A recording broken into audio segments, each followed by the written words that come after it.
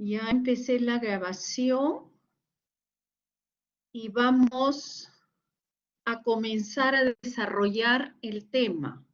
Si en algún momento no escuchan o hay problemas con la visualización del PPT, por favor me lo hacen saber, ¿ya? Entonces, el día de hoy nos toca desarrollar el tema de galactorrea e infertilidad. ¿Por qué es importante conocer de este tema? En primer lugar, la galactorrea es el signo más frecuente que encontramos en endocrinología. Lo que pasa es que muchas veces no lo buscamos porque la paciente no nos informa de la galactorrea o porque de repente dentro del contexto de enfermedad que trae la paciente no hay necesidad en apariencia. Uno busca galactorrea cuando hay trastornos de fertilidad, cuando hay trastornos de los ciclos menstruales en mujeres en edad reproductiva. Entonces, la galactorrea es un signo sumamente frecuente y está ocasionado por la prolactina. La prolactina es una hormona de 199 aminoácidos, de 23 KDalton, 4 dominios alfa, y tiene 2 sitios de unión a su receptor. Esta hormona es producida en las células lactotropas de la hipófisis. Esta hormona se va a unir a sus receptores, provocando su dimerización y la consiguiente activación de tirosinas quinasas, que son las que dan lugar al inicio de la actividad. Cuando nosotros hablamos de la prolactina, debemos saber que hay una forma monomérica, que es la forma activa, que más o menos corresponde hasta el 90% de la prolactina. Sin embargo, pueden existir en sangre las formas diméricas que se conocen como la big-prolactina o las formas más grandes que son la big-prolactina. Encontrándose en menor concentración, también pueden estar presentes en sangre. La forma activa es la monomérica. Las otras son formas inactivas, por lo tanto, no ejercerían ningún rol. Ahora bien, yo debo saber que la prolactina es una hormona normal que participa en la fisiología. Por tanto, una mujer embarazada comienza a aumentar su prolactina para comenzar a dar los pasos necesarios para tener una buena producción de leche para cuando nazca el producto. Pero si bien es cierto, desde el embarazo hay una preparación, se requiere del estímulo mamario del bebé, del recién nacido, para que las leches sigan saliendo. Entonces ese estímulo de succión es necesario para perpetuar esa producción de leche a través de la prolactina. Eso es fisiológico. Cualquier estímulo mamario va a dar lugar a esa secreción o esa salida láctea. Por eso es que cuando encontramos galactorrea en las mujeres les decimos que no se estén manipulando porque les llama la atención y comienzan a presionarse y van a ver que sale esa leche y siguen en ese círculo vicioso. Las situaciones de estrés favorecen también la presencia de la prolactina al igual que el ejercicio. Eso es fisiológico. Pero también hay medicamentoso, y esto es importante reconocerlo, porque generalmente los medicamentos que con más frecuencia llevan a la prolactina elevada son los psicofármacos. Antidepresivos, anticonvulsivantes, ansiolíticos, etcétera. Pero también hipotensores, anticonvulsivantes, estrógenos que pueden ser usados como anticonceptivos o en terapia de reemplazo hormonal. Otros que también pueden producir son antagonistas dopaminérgicos como los neurolépticos antieméticos, los inhibidores de la síntesis de dopamina como el alfa-metildopa. Pero también vamos a tener situaciones patológicas, donde por patología vamos a tener enfermedad como son las situaciones orgánicas, los prolactinomas, por ejemplo, las fallas en conexión hipotálamo-hipofisaria, enfermedades sistémicas como el hipotiroidismo, falla adrenal, renal, cirrosis, poliquistosis ovárica, secreción ectópica de prolactina que pueden venir de tumores dermoides del ovario. El hipernefroma también es capaz de darnos prolactina ectópica, el carcinoma broncogénico. Enfermedades genéticas que con mutación con pérdida de función del receptor de prolactina llevan a aumento de prolactina y las idiopáticas cuyas causas desconocemos.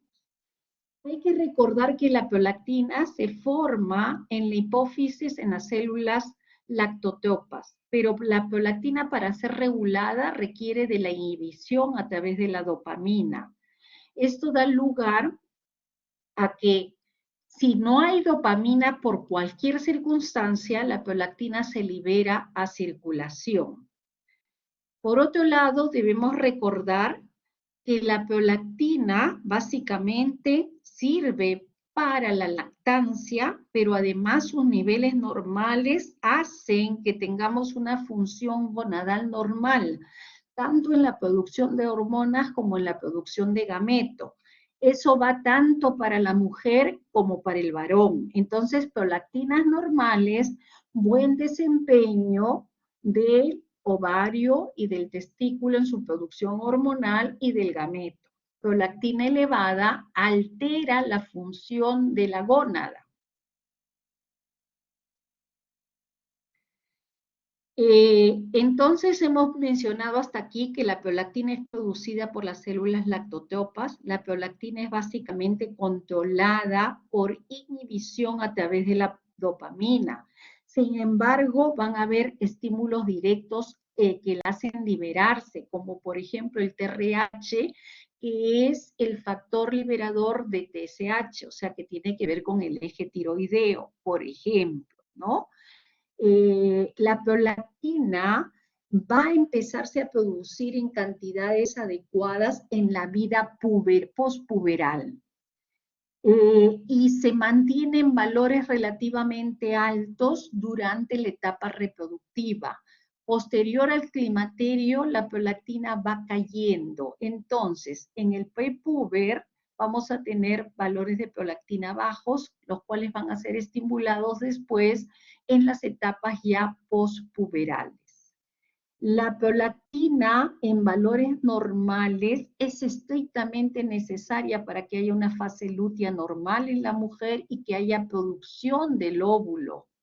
Igual en el varón para que haya producción del gameto, del espermatozoide. Las hiperprolactinemias a la larga llevan a insuficiencia gonadal hipogonadotópica y por ende llevan a falta de formación de gameto y por eso la infertilidad en estas personas. Las mujeres, para tener ciclos normales, requieren de la presencia de las hormonas sexuales, en el caso de la mujer, la producción adecuada del estrógeno y la producción de la progesterona que se da en la segunda mitad del ciclo. Generalmente, cuando aumente el estrógeno por el aumento de que se da durante el ciclo menstrual, este aumento de estrógeno es estímulo para aumentar la prolactina. Eso es fisiológico. Entonces, cuando yo quiero estudiar prolactina, es mejor estudiarla en los primeros días del ciclo menstrual, dado que cuando el estrógeno en la mujer va a estar en su pico, la prolactina va a subir un poco y nos puede dar falsas interpretaciones. Normalmente la prolactina se produce durante todo el día, pero va a tener picos que empiezan a darse en medio de la medianoche hasta las 6 de la mañana. En esos momentos vamos a encontrar valores más altos de la prolactina. Cuando nosotros tenemos una paciente con galactorrea, le pedimos prolactina para determinar si hay hiperprolactinemia, que es lo que quiero encontrar o lo que espero, y me sale normal, yo puedo pedir un pool de prolactina, es decir, tomar 3 muestras con intervalos de 15 minutos entre una y otra para poder captar estas elevaciones de la prolactina. Entonces, un eje normal me va a producir lactancia luego de un embarazo y me va a producir ciclos menstruales normales. Ya hemos citado que para que la prolactina esté normal y produzca la lactancia, necesariamente tiene que existir el estímulo de succión.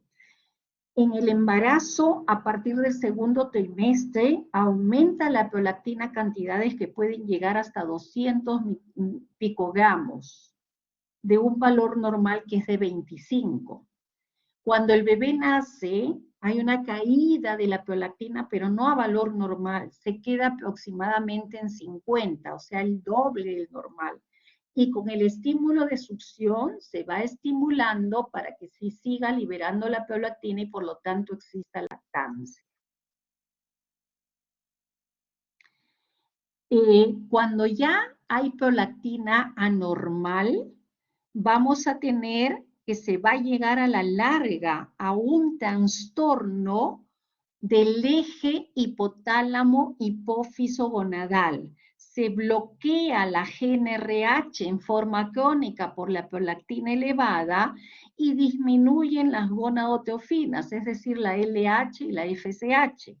Por lo tanto, la gónada no va a tener estímulo hipofisario y no va a producir, en el caso de la mujer, los estrógenos y la progesterona y por lo tanto no hay ovulación. Y en el caso del varón sucede lo mismo, se afecta, se produce un hipogonadismo hipogonadotrópico y la gónada no produce su testosterona y tampoco produce su gameto, que es el espermatozoide. Eso da lugar a la anovulación, a la falta de espermatozoides en el varón y por ende a la infertilidad que se va a presentar en estas personas por hiperprolactinemia. Entonces, toda vez que estamos sospechando de este problema, tengo que hacer el estudio no solamente de la prolactina, sino también del eje gonadal para determinar qué tanto ha afectado esa hiperprolactinemia en la producción de testosterona en el varón, en la producción de su espermatozoide. La síntesis de hormonas en el varón, básicamente se va a dar la testosterona que se produce por el proceso de esteroidogénesis. Esta testosterona se convierte en la dehidrotestosterona, que es la hormona potente y activa. Se requiere valores normales de testosterona para que también se produzca la espermogénesis. Entonces, en el varón, tanto en el varón como en la mujer, un exceso de prolactina nos bloquea el eje hipotálamo hipofisario, dando como consecuencia una alteración en el trabajo de la gónada. Fisiológicamente, ya hemos dicho, la prolactina es necesaria para la formación de la leche que empieza durante el embarazo. La prolactina forma leche, cuando el bebé succiona se libera oxitocina, que sirve para la contracción mioepitelial de las glándulas y por lo tanto la eyección de la leche. La prolactina en la mama, previamente una mama ha sido estimulada por los estrógenos, la prolactina luego favorece el desarrollo mamario, favorece la producción de la leche. Durante el embarazo la prolactina cae, pero no en valores normales. Y posteriormente al parto, la prolactina sigue presentándose por el estímulo de la succión. Eso es fisiológico. La galactorrea no es fisiológico, es un signo patológico. Cuando la galactorrea persiste después del parto y esa mujer ya no está dando de lactar, recuerden que hay zonas en el Perú donde se tiene a los niños hasta los 5 años con lactancia. Cuando la mujer ya no está dando el pecho, se supone que ya al suspender la lactancia, el estímulo de succión, ya no debe haber secreción láctea. Por lo tanto, se habla de persistencia de secreción láctea cuando después de haber dejado de dar de lactar sigue habiendo esa secreción y ya pasa a ser un trastorno patológico, es decir, la presencia de exceso de prolactina patológica que está dando lugar a la galactorrea. Esta galactorrea es patológico, es un signo frecuente que a veces no lo detectamos, que a la larga va a llevar a trastornos del eje hipotálamo-hipófiso-gonadal. Puede tener una presencia de hasta 45% de las personas mujeres en etapa reproductiva que evaluamos. A la larga, en la mujer lleva amenorrea e infertilidad y en el varón lleva a hipogonadismo, baja de testosterona y falta de espermogénesis.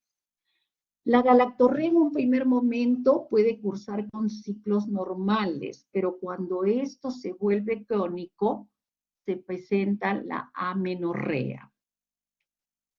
La hiperprolactinemia no es sino aquella circunstancia donde encontramos prolactina por encima del valor normal, es decir, por encima de 25 nanogramos por mililitro. Esto se puede dar fisiológicamente durante el embarazo, como ya lo hemos dicho, durante la lactancia a mitad del ciclo menstrual. Fuera de esos momentos fisiológicos es patológico y nos puede llevar a hipogonadismo. La hiperprolactinemia es muy frecuente. Nos interesa evaluarla porque puede ser parte de un cuadro de un prolactinoma, es decir, un tumor hipofisario secretor de prolactina. Pero lo más frecuente es que esté asociado a consumo de fármacos que de alguna manera bloquean la dopamina. Al bloquear la dopamina, la prolactina se libera sin ningún control y se produce la hiperprolactinemia, que ya es patológica. También debemos recordar que además de durante el embarazo y la lactancia, la prolactina puede aumentar durante el coito, puede aumentar cuando hacemos ejercicio y hemos visto cómo durante el sueño se aumenta la prolactina hasta aproximadamente las 6 de la mañana y durante el estrés también aumenta. Es patológico cuando obedece a algún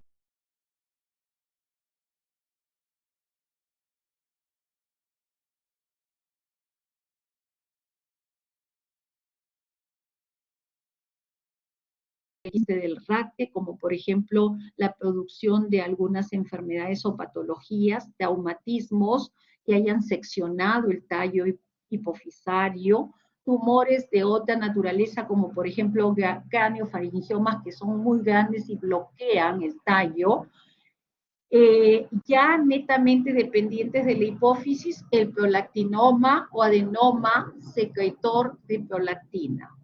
Pero también hay causas idiopáticas, hay tumores no secretores que por su efecto compresivo van a bloquear a la dopamina y por lo tanto hay hiperprolactinemia. Hay tumores mixtos, como por ejemplo la producción de prolactina y hormona de crecimiento, la producción de prolactina ACTH, ¿no? Entonces, vamos a ver que existen causas orgánicas que pueden afectar la prolactina. A veces podemos, por los valores de prolactina, intuir, no podemos aseverar, pero sí podemos intuir de qué patología estamos hablando. Prolactinomas. Son microprolactinomas menores de 1 centímetro y nos dan prolactinas entre 100 a 250. En cambio, los macroprolactinomas nos dan prolactinas de 200 y pueden llegar hasta 1000. Adenomas hipofisarios, pero no funcionantes, es decir, que no secretan nada, entre 25 a 100 nanogramos de prolactina. Fármacos nos pueden dar prolactinas mayores de 25, pero pueden también llegar hasta 250.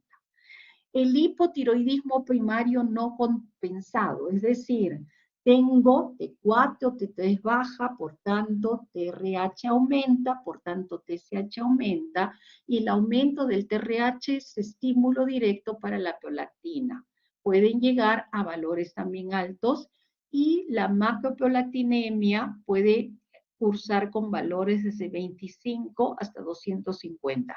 Generalmente los valores más altos que vemos en nuestra práctica clínica obedecen a tumores que son macroprolactinomas.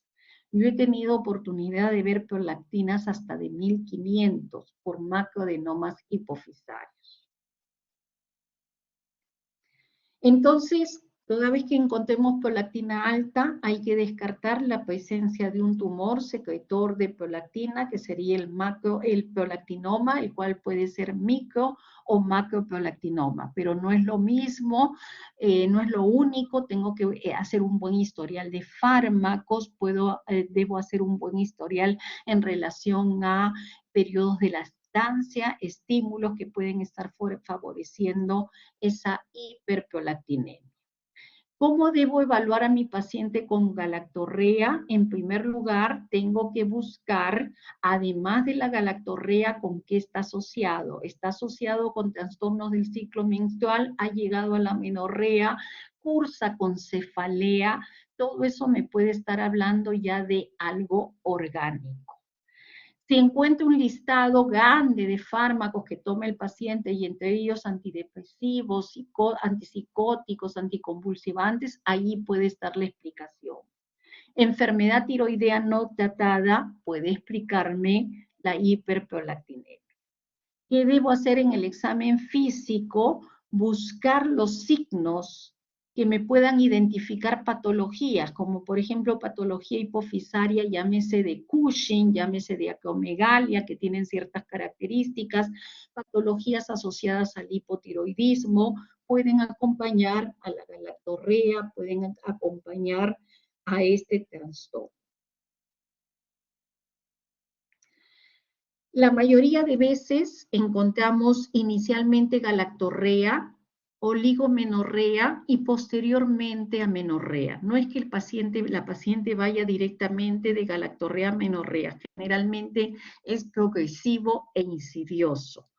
Pero una vez que se presenta la menorrea, que generalmente es una menorrea secundaria, es decir, la paciente ya tuvo menarca, primera menstruación, esta menorrea secundaria va a ser de largo plazo y si no corregimos el problema de la prolactina, no se va a regular el eje hipotálamo-hipófiso-gonadal.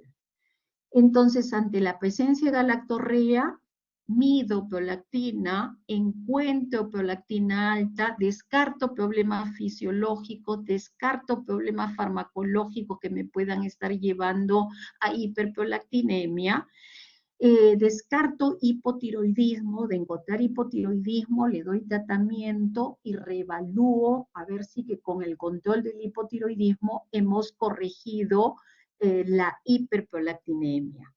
En medio del síndrome de ovario poliquístico también podemos encontrar hiperprolactinemia asociada. Descartados todos esos problemas, nos vamos a buscar en hipófisis la presencia o no de un tumor hipofisario que puede ser micro o macroprolactinoma o también puede ser un simple tumor no secretor, pero que por efecto de masa me está ocasionando la hiperprolactinemia. Detectada la prolactina, excluyendo otras causas, debo ir a estudiar hipófisis. Al estudiar hipófisis puedo darme con que no encuentro tumor o encuentro tumor. Este puede ser microadenoma, macroadenoma. De encontrar un tumor, debo determinar si además de la prolactina elevada me está produciendo otro tipo de secreción hormonal, como por ejemplo hormona de crecimiento, ACTH, entre lo más frecuente. Entonces, siempre que hay galactorrea, descartar hipotiroidismo, de encontrar hipotiroidismo, lo trato.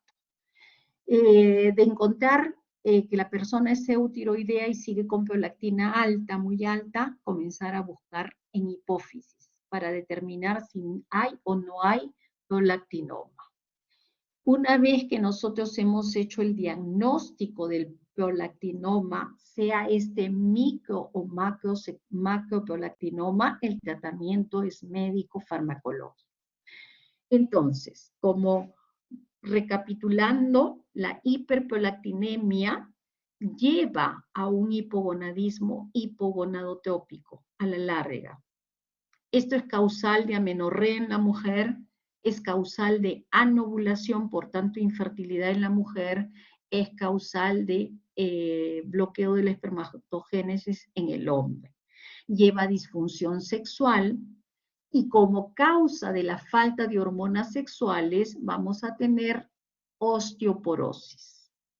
Directamente se han encontrado receptores para la prolactina en los osteoblastos. Los osteoblastos son formadores de hueso. Al tener prolactina alta, esta prolactina se une a los osteoblastos y los bloquea. Entonces, de alguna manera, también en forma directa, no solamente por la falta de estrógenos o testosterona, sino también por acción directa sobre los osteoblastos, la prolactina es capaz de producir osteoporosis. El prolactinoma, y es el tumor secretor de prolactina, está relacionado con una expansión monoclonal de células que presentan una mutación somática en el gen HST y en el HRAS. El 10% de ellos pueden ser lactotropos, es decir, producen prolactina, somatotropos, es decir, producen hormona de crecimiento, o pueden ser mixtos. La asociación de hormonas más frecuentes es prolactina con hormona de crecimiento, pero también está descrita prolactina con ACTH. Pueden estar asociados a neoplasia endocrina múltiple, es más frecuente de lejos en mujeres en etapa reproductiva, mujer adulta joven, entre 30 a 40 años, puede presentarse más tarde, pero esa es la edad más frecuente. En hombres suele ser generalmente más grande debido a que no dan una clínica temprana. La mujer generalmente tiene galactorrea y tiene trastornos del ciclo menstrual. Para que el hombre nos dé galactorrea, tiene que haber tenido estímulo de su tejido mamario. Si no ha tenido estímulo del tejido mamario, no va a haber galactorrea. Es raro encontrar galactorrea en hombres. No digo imposible, pero es infrecuente. Los adenomas hipofisarios pueden ser funcionantes, pero también no funcionantes, es decir, que no producen hormonas y por bloqueo del tallo es que nos están produciendo la hiperprolactinemia. Entonces el estudio debe ser de hipófisis a través de la resonancia magnética nuclear o la tomografía. Eso va a depender mucho de lo que tengamos a la mano, y algo importante a citar es que si estamos hablando de un tumor grande, de un macroadenoma, podemos encontrar hipertensión endocraniana asociada con cefalea intensa y compromiso del quiasma óptico con la presencia de mianoxia, cuadrantoxia o amaurosis. Pero además, por la cercanía que tenemos con los pares craneales, puede haber compromiso del tercer, cuarto, sexto y quinto par craneal. Tomografías que nos permiten, resonancias, perdón, que nos permiten evaluar el tumor hipofisario, y vamos a ver cómo estos tumores hipofisarios con tratamiento médico reducen.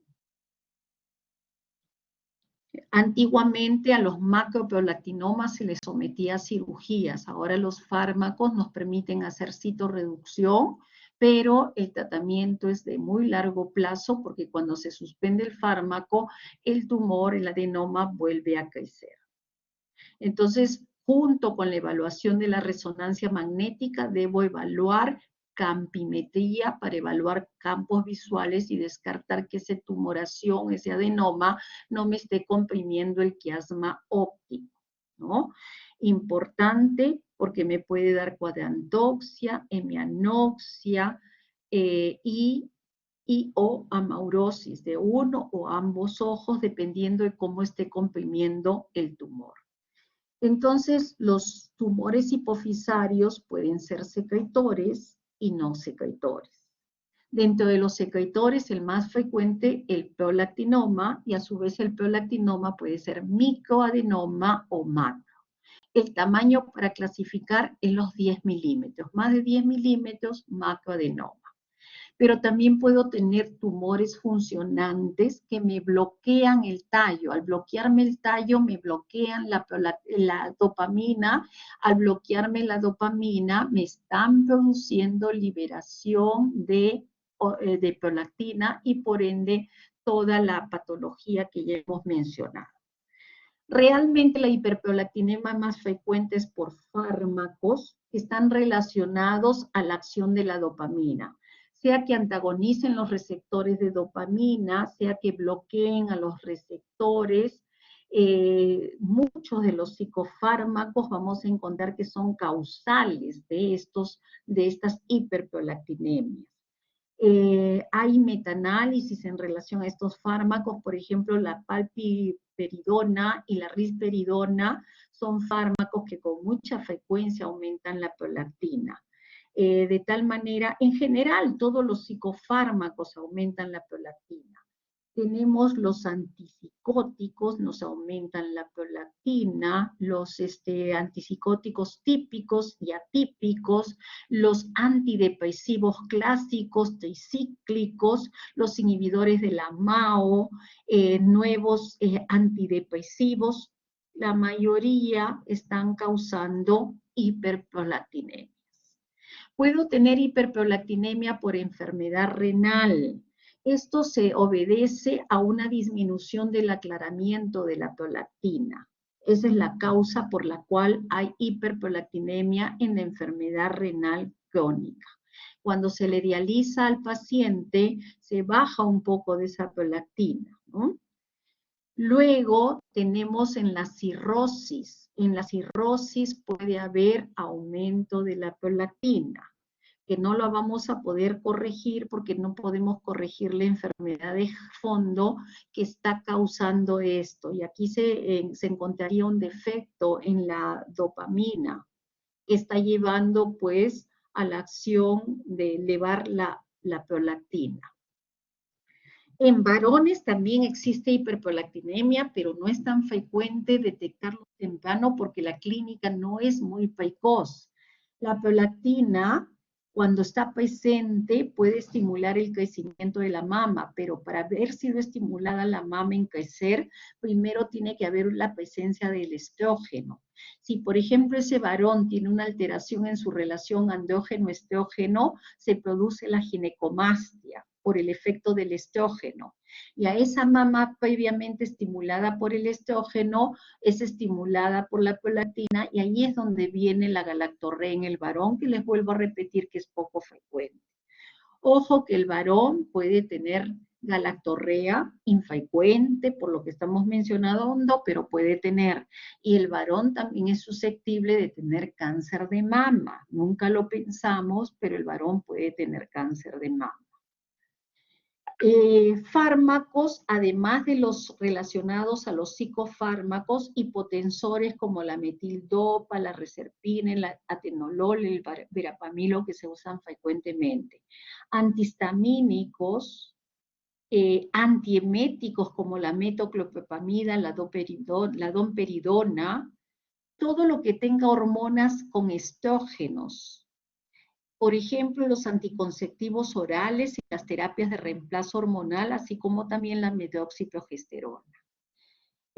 Anestésicos, fármacos que usamos para tuberculosis, pueden llevar a incremento de la prolactina. Entonces, hacer una buena historia farmacológica que nos permita detectar si nuestros pacientes usan fármacos que podrían llevar a aumento de la prolactina.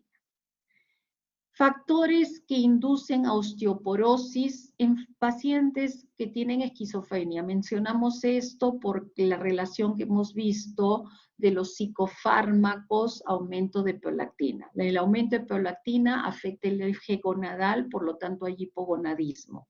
Entonces, toda situación que lleve a un paciente con esquizofrenia a elevar su prolactina le va a favorecer la osteoporosis.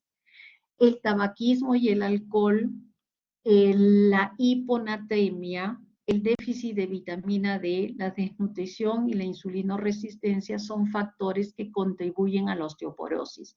Pero esta diapositiva la poníamos especialmente para dar cuenta de cómo la hiperprolactinemia, aparte de producir el hipogonadismo hipogonadotópico, va a ser causal de alteración a nivel del osteoblasto, por lo tanto disminuye la formación de hueso.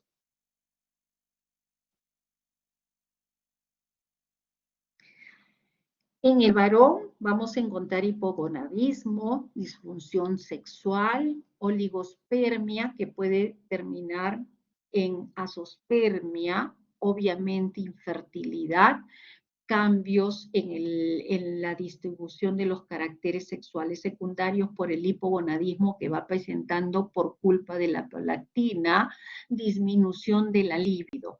Pero en el hombre generalmente el cuadro clínico no es frecuente diagnosticarlo en forma precoz por lo que hemos mencionado. Generalmente no presentan galactorrea, generalmente esta hiperprolactinemia tiene que ser crónica para que nos lleve el hipogonadismo. Ese hipogonadismo ya va a llevar a la disfunción sexual y a la infertilidad.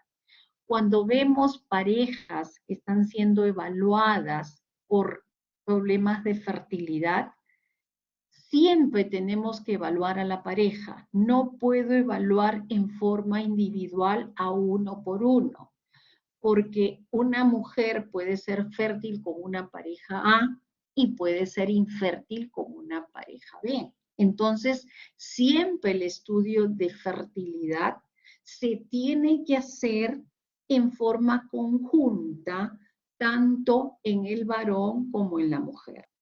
El estudio en la mujer es un poquito más complejo, dado que la mujer tiene ciclos menstruales y solamente en un determinado momento del mes yo voy a poder diagnosticar o puedo detectar si la mujer está ovulando o no.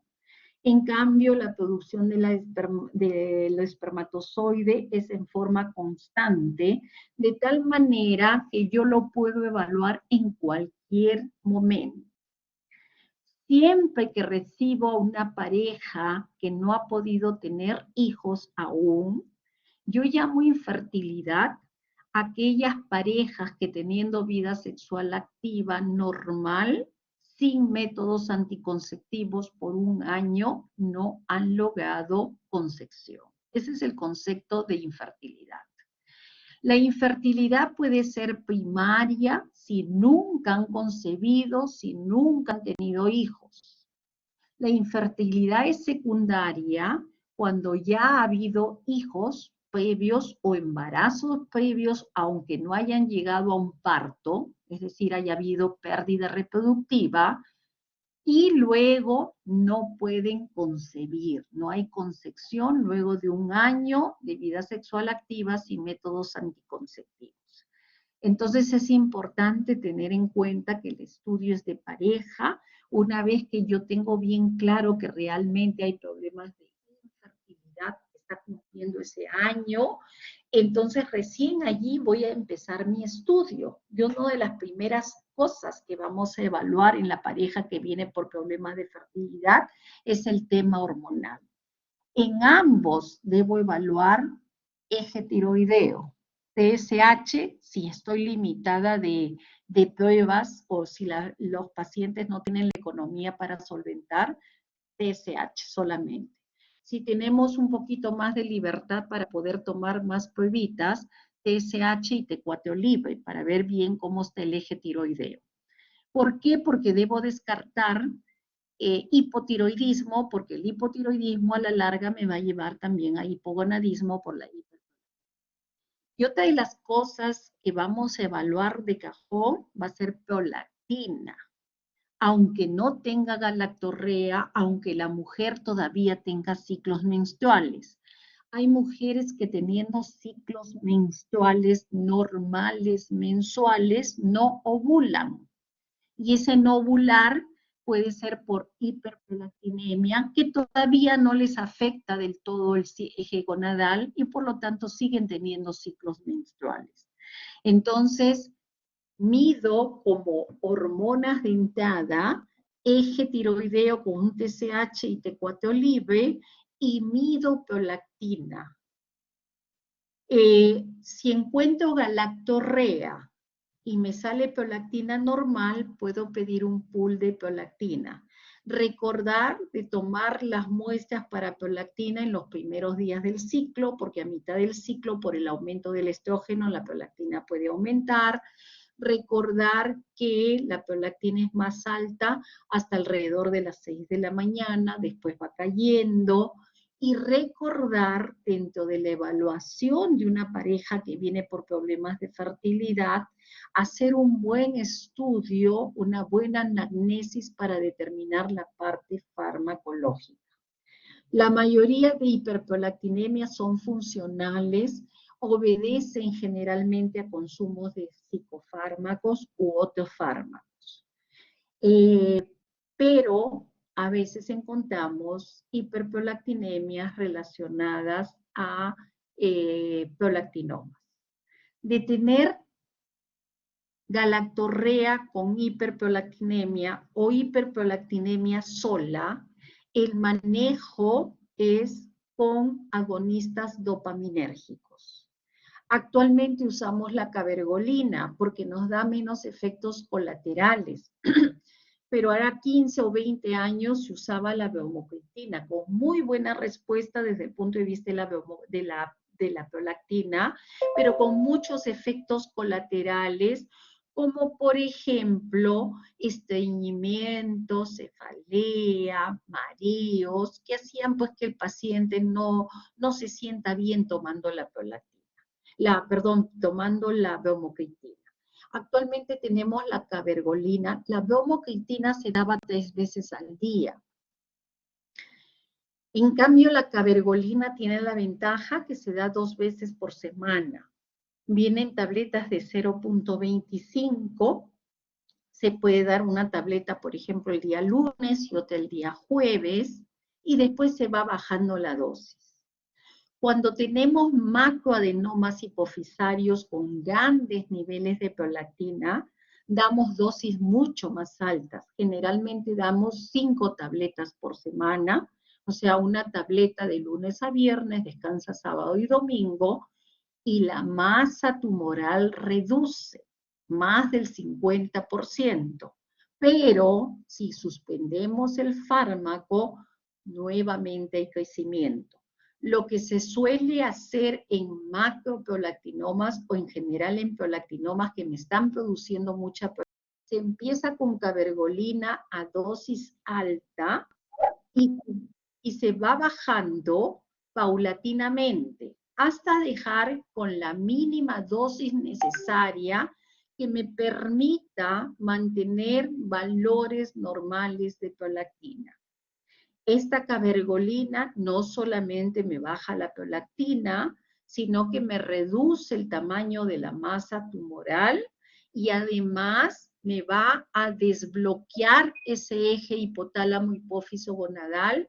En la mujer van a volver las menstruaciones regulares, va a volver la ovulación, en el hombre va a revertir el hipogonadismo, va a volver a ver espermogénesis.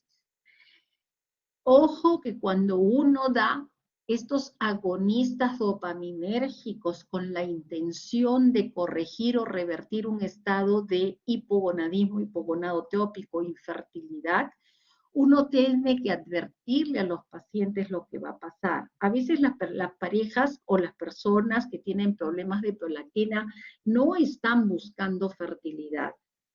Si nosotros no le hacemos la advertencia, estas personas están acostumbradas a no cuidarse porque no se embarazan, no procrean, no conciben. Entonces le damos la cabergolina, corregimos la prolactina rápidamente, hay ovulación, hay espermogénesis y rápidamente la persona se embaraza sin haber planificado. Entonces, Si la persona a la que yo estoy tratando de hiperprolactinemia con cabergolina, que es un agonista dopaminérgico, no desea embarazo, no desea procrear en ese momento, hay que advertirles que deben usar métodos anticonceptivos, pero de barrera, porque si es mujer y le doy anticonceptivos con estrógenos, lo que voy a fomentar es nuevamente la prolactina elevada. Entonces, ese es más o menos el manejo de la hiperprolactinemia. Es manejo médico, a menos que yo tenga un tumor que está comprimiendo severamente, que está causando hipertensión endocraniana severa, que me está llevando a la maurosis, entonces hay que descomprimir y hay que operar. Caso contrario, el manejo es médico con la cabergolina. Rara vez tenemos que suspender la cabergolina por efectos colaterales. Los pacientes la toleran muy bien y muchas veces como dosis de mantenimiento dejamos media o una tableta semanal. Entonces ya sabemos que la prolactina alta finalmente nos va a llevar a trastornos del ciclo menstrual y nos va a llevar a problemas de fertilidad. Ese es el motivo por el cual debemos manejar la hiperprolactinemia, amén de otras causas, otras consecuencias de esta hiperprolactinemia, como hemos mencionado, la osteoporosis. Esa es toda la presentación que quería hacer, de tener alguna inquietud, alguna pregunta, algún comentario.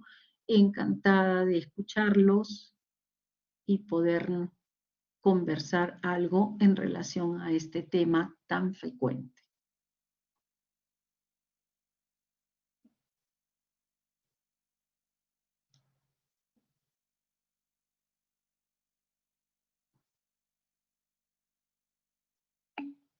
Sí, perfecto. Me está preguntando la compañera Nicole que repita la dosis de la cabergolina. Normalmente, para una hiperprolactinemia funcional, es decir, donde no he encontrado prolactinoma, puedo empezar con una tableta de 0,25 2 veces por semana. La puedo poner lunes y jueves, martes y viernes, miércoles y sábado, espaciando un poquito, ¿no? Como para que me encaje bien en la semana, 2 veces por semana.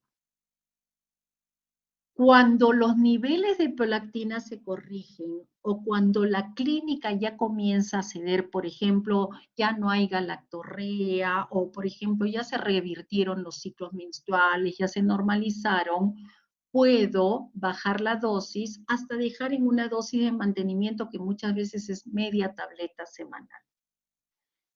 Cuando tengo prolactinomas, estos prolactinomas que me producen desde ya más prolactina, voy a empezar con dosis más altas, sobre todo si son macroadenomas o macroprolactinomas. A veces tenemos necesidad por el tamaño del tumor y por las grandes cantidades de prolactina, dar hasta 5 tabletas por semana. No es lo habitual, estamos hablando de los macroprolactinomas. Entonces, con un macroprolactinoma voy a dar una tableta diaria por 5 días consecutivos semanales y voy repitiendo. Una vez que bajo, disminuyen los síntomas, voy bajando la dosis hasta dejarlo en una dosis que me permita mantener ciclos menstruales, que me permita mantener la ovulación, que me impida que mi paciente con prolactina alta me haga osteoporosis.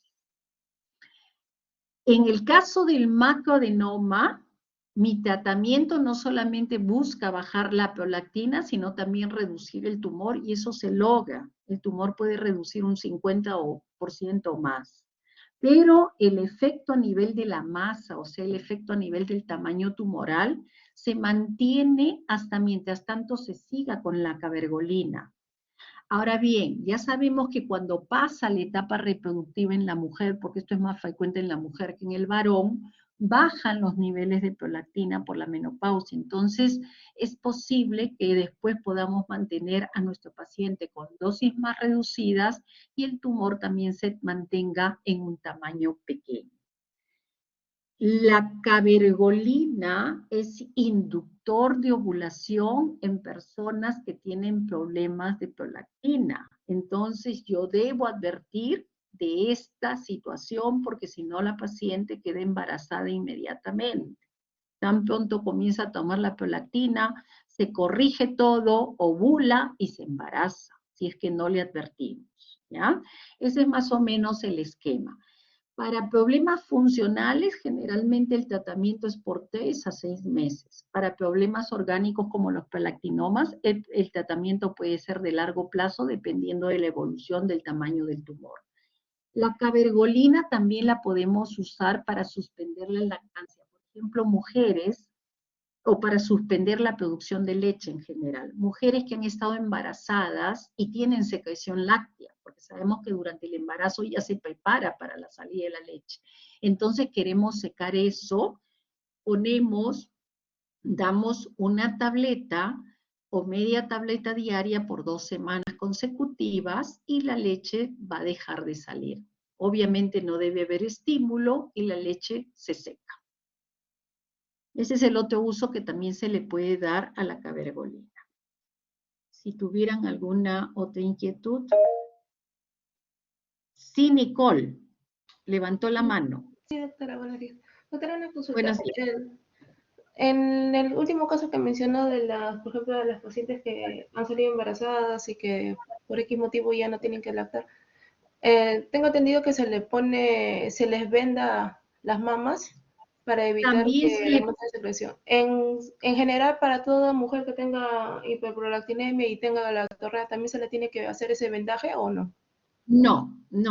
Ese vendaje es algo antiguo que se usaba en mujeres que habían tenido pérdida reproductiva o que por alguna razón de enfermedad, salud, no querían dar de lactar o no podían dar de lactar. Entonces era una forma de secar la leche, ¿no?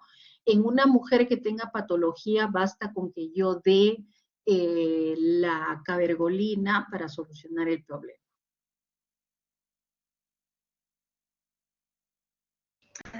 Porque va a actuar muy bien, actúa muy bien la cabergolina, seca esa secreción láctea, baja la prolactina.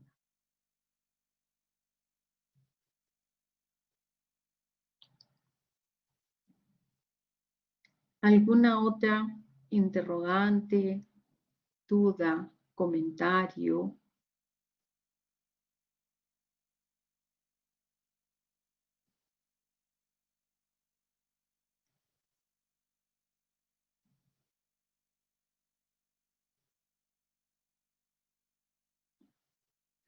Bien, si no tienen más preguntas, vamos a apagar la grabación y vamos a dar por concluido.